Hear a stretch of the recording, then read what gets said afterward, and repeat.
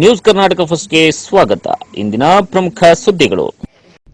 ನಮಸ್ತೆ, ನ್ಯೂಸ್ ಕರ್ನಾಟಕ ಒಂದು ಚಾನೆಲ್ಗೆ ಸ್ವಾಗತ. ನಾನು ಅಪೂರ್ವ ರಾಘವೇಂದ್ರ. ಈ ದಿನದ ದೇವನಹಳ್ಳಿ ಪಟ್ಟಣದ ಬಿಗ್ ಬ್ರೇಕಿಂಗ್ ನ್ಯೂಸ್.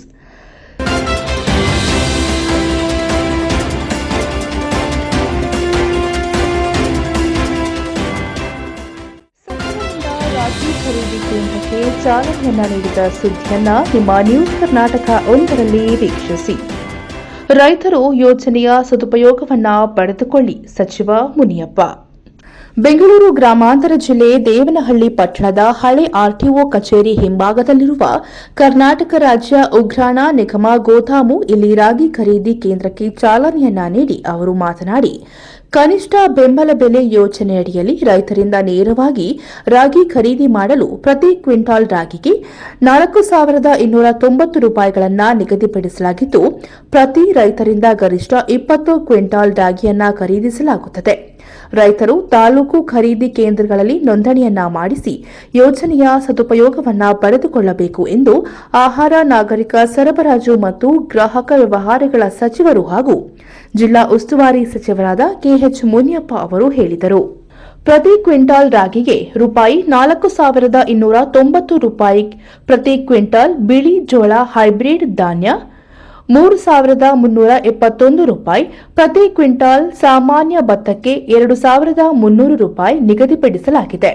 ಪ್ರತಿ ರೈತರಿಂದ ರಾಗಿ ಗರಿಷ್ಠ 200 ಕ್ವಿಂಟಾಲ್, ಬಿಳಿ ಜೋಳ ಹೈಬ್ರಿಡ್ 150 ಕ್ವಿಂಟಾಲ್, ಭತ್ತ ಸಾಮಾನ್ಯ 50 ಕ್ವಿಂಟಾಲ್ ಅನ್ನು ಖರೀದಿಸಲು ನಿಗದಿಪಡಿಸಲಾಗಿದೆ.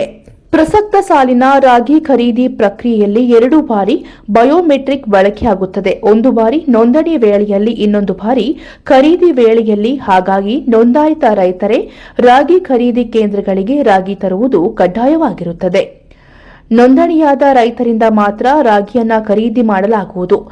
ಜನವರಿ ಮಾಹೆಯಿಂದ ರಾಗಿ ಖರೀದಿ ಪ್ರಕ್ರಿಯೆ ಪ್ರಾರಂಭಿಸಿ ಮಾರ್ಚ್ 31ಕ್ಕೆ ಅಂತ್ಯಗೊಳಿಸಲಾಗುವುದು ಎಂದರು. ರೈತರು ಎಫ್ಕ್ಯೂ ಗುಣಮಟ್ಟದ ರಾಗಿ, ಭತ್ತ, ಬಿಳಿ ಜೋಳವನ್ನ ಖರೀದಿ ಕೇಂದ್ರಗಳಿಗೆ ತರುವ ಮುನ್ನ ಸಮೀಪವಿರುವ ಖರೀದಿ ಕೇಂದ್ರಗಳಲ್ಲಿ ಕಡ್ಡಾಯವಾಗಿ ಬಯೋಮೆಟ್ರಿಕ್ ಮೂಲಕ ನೋಂದಣಿಯನ್ನ ಮಾಡಿಸಬೇಕು. ಕೃಷಿ ಇಲಾಖೆಯಿಂದ ರೈತರಿಗೆ ನೀಡಲಾಗುತ್ತಿರುವ ಫೂಡ್ಸ್ ಐಡಿ ಸಂಖ್ಯೆಯನ್ನ ಪಡೆದು ರಾಗಿ ಖರೀದಿ ಕೇಂದ್ರದಲ್ಲಿ ನೋಂದಾಯಿಸಿಕೊಳ್ಳುವುದು. ಫೂಡ್ಸ್ ಐಡಿ ಇಲ್ಲದ ರೈತರ ಹೆಸರನ್ನ ನೋಂದಾಯಿಸಿಕೊಳ್ಳಲು ಅವಕಾಶ ಇರುವುದಿಲ್ಲ ಹಾಗೂ ನೋಂದಣಿ ಸಮಯದಲ್ಲಿ ರೈತರು ತಮ್ಮ ಆಧಾರ್ ಕಾರ್ಡ್ ತರುವುದು ಕಡ್ಡಾಯವಾಗಿರುತ್ತದೆ. ರೈತರು ಖರೀದಿ ಕೇಂದ್ರಕ್ಕೆ ಆಹಾರ ಧಾನ್ಯ ನೀಡಿ ಗ್ರೇನ್ ವೋಚರ್ ಅನ್ನು ಪಡೆದ ನಂತರವೇ ಆಧಾರ್ ಕಾರ್ಡ್ ಜೋಡಣೆಯಾದ ಬ್ಯಾಂಕ್ ಖಾತೆಗೆ ಡಿಬಿಟಿ ಮೂಲಕ ಹಣವನ್ನು ಪಾವತಿಸಲಾಗುವುದು ಎಂದರು.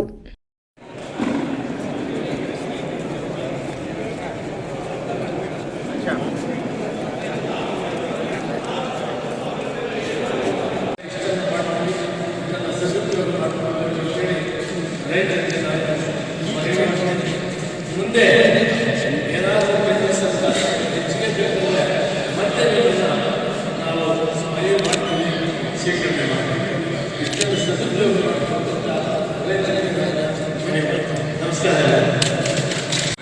ಕೇಂದ್ರ ಸರ್ಕಾರ ಮಿನಿಮಮ್ ಸಪೋರ್ಟ್ ಪ್ರೈಸನ್ನು ಈ ಸಾರಿ ಹೆಚ್ಚಿಗೆ ಮಾಡಿಸಿದ್ದೀನಿ.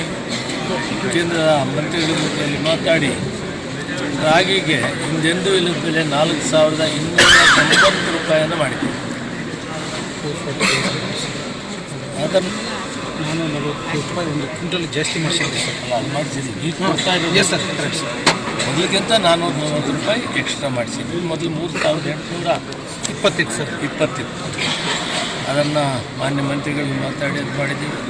ಎರಡನೇದಾಗಿ ಜೋಳಕ್ಕೆ 3,371 ಮತ್ತು ಭತ್ತಕ್ಕೆ 2,000. ಸೊ ಇದನ್ನು ಈ ಸಾರಿ ಕೇಂದ್ರ ಸರ್ಕಾರದ ಮಂತ್ರಿಗಳು ನಮ್ಮ ರಾಜ್ಯದ ಪ್ರಹ್ಲಾದ್ ಜೋಶಿ ಅವ್ರನ್ನ ಮಾತಾಡಿ ಇದೊಂದು ರೈತರಿಗೆ ಅನುಕೂಲ ಆಗಿದೆ. ಮತ್ತು ಎಲ್ಲ ರೈತರಿಗೂ ಅನುಕೂಲ ಆಗಬೇಕಾದ್ರೆ ಹೆಚ್ಚು ರೈತರನ್ನ ಇದನ್ನು ಇನ್ವಾಲ್ವ್ಮೆಂಟ್ ಮಾಡಬೇಕು ಅಂತೇಳಿ ಕೃಷಿ ಇಲಾಖೆಯಿಂದ ಪಟ್ಟಿಯನ್ನು ತರಿಸಿ ಸುಮಾರು 20 ರಿಂದ 25 ಸಾವಿರ ಜನ ರೈತರು ರಾಗಿ ಬೆಳೀತಾರೆ. ಅವರಿಗೆ ನಾವು ಕನಿಷ್ಠ 20 ಕ್ವಿಂಟಾಲ್ ಅವರು ಸರಬರಾಜು ಮಾಡಿದರೆ ಅಂದರೆ 2 ಎಕರೆ 3 ಎಕರೆಯಲ್ಲಿ ಬೆಳೀತಾರೆ.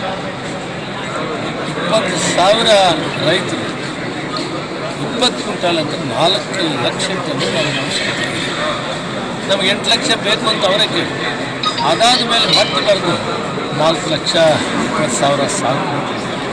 ನಿನ್ನೆ ಮಾನ್ಯ ಮಂತ್ರಿಗಳನ್ನು ಭೇಟಿಯಾಗಿ ನಮ್ಮಲ್ಲಿ ರಾಗಿ ಜಾಸ್ತಿ ಬೆಳೆದಿದ್ದೀವಿ, ಮಳೆ ಚೆನ್ನಾಗಾಗಿದೆ, ನೀವು 8 ಲಕ್ಷಕ್ಕೂ ನಮ್ಗೆ ಅನುಮತಿ ಕೊಟ್ಟರೆ ಇನ್ನೂ 4 ಲಕ್ಷಕ್ಕೆ ಪ್ರಯೋಜನ ಆಗ್ತದೆ, ರೈತರಿಗೆ ಅನುಕೂಲ ಆಗ್ತದೆ, ರೈತರು ಬೆಳೆದಿದ್ದಾರೆ ಅಂತ ಹೇಳಿದಾಗ ನೆರೆ ರಾಜ್ಯಗಳಿಗೆ ತಮಿಳುನಾಡು, ಕೇರಳ, ಆಂಧ್ರ, ತೆಲಂಗಾಣಕ್ಕೆ ನಾನು ಪತ್ರ ಬರೆದು ಒಂದು ವೇಳೆ ಅವ್ರಿಗೆ ಬೇಕು ಅಂದರೆ ನಾವು ಶೇಖರಣೆ ಮಾಡಿ ಮತ್ತೆ ಅವ್ರಿಗೆ ಕೊಡೋಕ್ಕೆ ಏರ್ಪಾಡು ಮಾಡೋಣ ಅನ್ನೋದು ಒಂದು ಆಶ್ವಾಸನೆ ಮಾಡಿದ್ದಾರೆ. ಕಾದು ನೋಡಬೇಕು. ಒಂದು ವೇಳೆ ಅವರೇನಾದರೂ ಇನ್ನೂ ನೀವು ಹೆಚ್ಚಿಗೆ ಶೇಖರಣೆ ಮಾಡಿ ಅಂತ ಹೇಳಿದರೆ ನಾವು ಮತ್ತೆ ರೈತರಿಗೆ ತಿಳಿಸಿ ಶೇಖರಣೆ ಮಾಡ್ತೀವಿ. ಈಗ ಸದ್ಯಕ್ಕೆ ನಾವು 20,000 ಜನರಿಗೆ ಅವಕಾಶ, 20 ಕ್ವಿಂಟಾಲ್ ಪ್ರತಿಯೊಬ್ಬರು 4 ಲಕ್ಷ ಟನ್ನನ್ನು ಪೆಕ್ಯೂರ್ ಮಾಡ್ತೀವಿ. ಇದು ಕೇಂದ್ರ ಸರ್ಕಾರದಿಂದ ಬಂದಿರೋ ಆದೇಶ. ಇದರಿಂದ ಗುಣಮಟ್ಟದ ರಾಗಿಯನ್ನು ಕೊಡಬೇಕಂತ ರೈತರಲ್ಲಿ ವಿಶೇಷವಾಗಿ ಮನವಿ ಮಾಡ್ತಾರೆ. ಯಾಕಂದರೆ ಅದನ್ನು ಮತ್ತೆ ನಮ್ಮ ಫೇರ್ ಪ್ರೈಸ್ ಡಿಪೋಗೆ ಬರ್ತದೆ, ಅದು ಎಲ್ಲಿ ಹೋಗೋದಿಲ್ಲ, ಅಲ್ಲೇ ಬರ್ತದೆ ವಾಪಸ್ಸು. ಕೇಂದ್ರ ಸರ್ಕಾರ ಅದನ್ನು ಕೊಂಡು ಮತ್ತೆ ಫೇರ್ ಪ್ರೈಸ್ ಡಿಪೋಗೆ ನಮಗೆ ಕೊಡುವಂಥದ್ದು ಇದು ಯೋಜನೆ. ಆದ್ದರಿಂದ ಗುಣಮಟ್ಟದ ರಾಗಿಯನ್ನು ಕೊಟ್ಟರೆ ನಮ್ಮ ಫೇರ್ ಪ್ರೈಸ್ ಡಿಪೋಲ್ಲಿ ನಮ್ಮವ್ರು ಯಾರು ಉಪಯೋಗಿಸ್ತಾರೆ ಅದಕ್ಕೂ ಒಳ್ಳೆಯದಾಗ್ತದೆ ಮತ್ತು ಕ್ಲೀನಾಗಿದೆ. ಮಿಷಿನ್ ಇದೆ, ಕ್ಲೀನ್ ಮಾಡಿ ಶುದ್ಧವಾಗಿರೋ ರಾಗಿಯನ್ನು ಉಪಯೋಗಿಸೋರು ಕೂಡ ಒಪ್ಪಿಕೊಳ್ಳಿ. ಸರ್ಕಾರ ಮಾನ್ಯ ಮುಖ್ಯಮಂತ್ರಿ ಸಿದ್ದರಾಮಯ್ಯ ರೈತರ ಬಗ್ಗೆ ಕಾಳಜಿ ಇದೆ. ಅದಕ್ಕಾಗಿ ನೀವು ಹೆಚ್ಚು ರೈತರನ್ನ ಇನ್ವಾಲ್ವ್ಮೆಂಟ್ ಮಾಡಿದ್ರಿ ಅವರ ಮಾರ್ಗದರ್ಶನದಲ್ಲಿ. ಅದಕ್ಕೆ ನಾನೇನು ಮಾಡಿದೆ, 20,000 ರೈತರನ್ನ ಇನ್ವಾಲ್ವ್ ಮಾಡಿದ್ದೆ. ನಾನು ರೈತರಲ್ಲಿ ಒಂದೇ ಮನವಿ ಮಾಡ್ತೀನಿ, ಗುಣಮಟ್ಟದ ರಾಗಿಯನ್ನು ಕೊಡಿ, ಕ್ಲೀನ್ ಮಾಡಿಕೊಡಿ, ಅದನ್ನು ಉಪಯೋಗಿಸೋರು ಮತ್ತೆ ನಾವೇ ಎಲ್ಲರೂ ಕೂಡ PDS ಮುಖಾಂತರ ಅಂತ ಹೇಳಿ ಮನವಿ ಮಾಡ್ತೀವಿ. ಇದು ಒಳ್ಳೆಯ ಕಾರ್ಯಕ್ರಮ. ರೈತರು ಸರ್ ಹಿಂದೆ ನೋಂದಣಿಗೆ ಮಾಡಿದ್ದಾರೆ, ಅಗ್ರಿಕಲ್ಚರ್ ಡಿಪಾರ್ಟ್ಮೆಂಟ್ ಅವರು ಇರ್ತಾರೆ, ನಮ್ಮ ಇಲಾಖೆಯವರು ಇರ್ತಾರೆ, ಒಟ್ಟಿಗೆ ಸೇರಿ ಅದನ್ನು ಏನು ಗೊಂದಲ ಇರೋದಿಲ್ಲ, ನಿಧಾನವಾಗಿ. ಯಾಕಂದರೆ ಜಾಸ್ತಿ ಸೆಂಟರ್ಸ್ ಇದೆ. ಟೋಟಲ್ ನಮ್ಮ ಅಲ್ಲ ಸರ್ವರ್ ಪ್ರಾಬ್ಲಮ್ ಎಲ್ಲ ಈಗ ಕ್ಲೀನಾಗಿ ಆಗ್ತದೆ. ಜೊತೆಗೆ ಸೆಂಟರ್ ಜಾಸ್ತಿ ಇವೆ. ಎಸ್ ಸರ್, 132 ರಾಗಿಗೆ. ಈಗ ಸೈಕ್ಲೋನಿಂದ ಸಾಕಷ್ಟು ಸೈಕ್ಲೋನಿಂದ ಸಾಕಷ್ಟು ಬೆಳೆಯಲ್ಲಿ ಸಹ ಹಾನಿ ಆಗ್ತದೆ ಸರ್. ಅದ್ರ ಬಗ್ಗೆ ಏನಾದರೂ ಪರಿಶೀಲನೆ? ಸೈಕ್ಲೋನ್ಸ್ ಬಗ್ಗೆ ಈಗ ರಾಗಿ ಬೆಳೆ ಮಳೆ ಜಾಸ್ತಿ ಆಗಿದೆ, ಕಟಾವು ಬಂದ ಸಂದರ್ಭ ಚೆನ್ನಾಗಿ ಬೆಳೆದಿತ್ತು. ಅದೇ ಈಗ ತಗೊಂಡು ಹೇಳ್ತಾ ಇದ್ದೆ, ಒಳ್ಳೆ ಬೆಳೆ ಬಂದಿತ್ತು ಇಂಥ ಟೈಮಲ್ಲಿ ಬಂತು. ಈ ಪ್ರಕೃತಿ ನಮ್ಮ ಕೈಲಿಲ್ಲ, ಅವ್ರಿಗೆ ಪರಿಹಾರ ಕೊಡುವಂಥದ್ದು. ಮಳೆ ಇಲ್ಲ ಅಂತ ಒಂದು ಆಹಾಕಾರ ಆದರೆ ಒಂದೊಂದು ಸಾರಿ ಮಳೆ ಬಂದಾಗಿತ್ತು. 1 ರಿಂದ 2 ದಿನ ಇರ್ತದೆ, ಜಾಸ್ತಿ ಇದೆ. ಹೆಚ್ಚಿನ ತೊಂದರೆ ಆಗಲಾರ್ದು ಮತ್ತು SFC ಮ್ಯಾನೇಜಿಂಗ್ ಡೈರೆಕ್ಟರ್ ಚಂದ್ರಕಾಂತ್ ಅವರು ಮತ್ತು ಅಧಿಕಾರಿಗಳೆಲ್ಲ ಇದ್ದಾರೆ. ಅಧಿಕಾರಿಗಳು ಸೂಚನೆ ಕೊಟ್ಟಿದ್ದಾರೆ, ಗುಣಮಟ್ಟವನ್ನು ಕಾಪಾಡಬೇಕು, ಕ್ಲೀನಾಗಿರೋದನ್ನು ತೆಗೆದುಕೊಳ್ಬೇಕು, ರೈತರಿಗೆ ಸಕಾಲಕ್ಕೆ ಹಣವನ್ನು ಕೊಡಬೇಕು, ಯಾವುದೂ ಕೂಡ ಏರುಪೇರುಗಳಾಗಬಾರ್ದು. ರೈತರೆಲ್ಲ ಕ್ಯೂನಲ್ಲಿ ಬಂದು ಸಕಾಲಕ್ಕೆ ನೋಂದಾವಣೆ ಮಾಡಬೇಕು. ಈ ದಿನ ನೋಂದಾವಣೆ ಪ್ರಾರಂಭ ಆಗ್ತದೆ.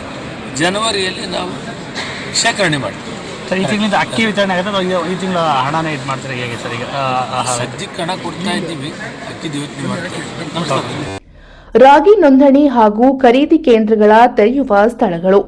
ಸಭೆಯಲ್ಲಿ ಬಯಾಪ ಅಧ್ಯಕ್ಷ ಶಾಂತಕುಮಾರ್, ಸ್ಥಳೀಯ ಜನಪ್ರತಿನಿಧಿಗಳು, ಅಪರ ಜಿಲ್ಲಾಧಿಕಾರಿ ಅಮರೇಶ್ ಹೆಚ್, ಆಹಾರ ಇಲಾಖೆ ಉಪನಿರ್ದೇಶಕ ಶಂಕರ್ ಮೂರ್ತಿ, ಕರ್ನಾಟಕ ಆಹಾರ ಮತ್ತು ದೇವನಹಳ್ಳಿ ತಾಲೂಕು ತಹಶೀಲ್ದಾರ್ ಎಚ್ ಬಾಲಕೃಷ್ಣ ಅವರು, ಕರ್ನಾಟಕ ರಾಜ್ಯ ಉಗ್ರಾಣ ನಿಗಮ ಗೋದಾಮು ಅಧಿಕಾರಿಗಳು, ನಾಗರಿಕ ಸರಬರಾಜು ನಿಗಮದ ಅಧಿಕಾರಿಗಳು, ಜನಪ್ರತಿನಿಧಿಗಳು, ಮುಖಂಡರು ಹಾಗೂ ಇನ್ನಿತರರು ಈ ಸಂದರ್ಭದಲ್ಲಿ ಉಪಸ್ಥಿತಿಯಲ್ಲಿದ್ದರು.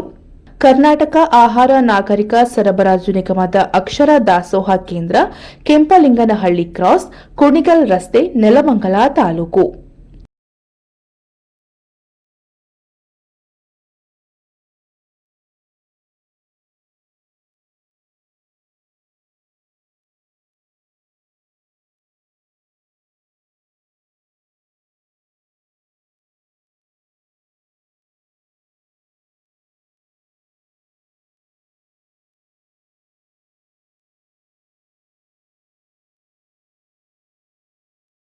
ನ್ಯೂಸ್ ಕರ್ನಾಟಕ ಒಂದು ಸಂಪಾದಕ, ಬೆಂಗಳೂರು ಗ್ರಾಮಾಂತರ ಜಿಲ್ಲಾ ವರದಿ ಸೀತಾರಾಮ್.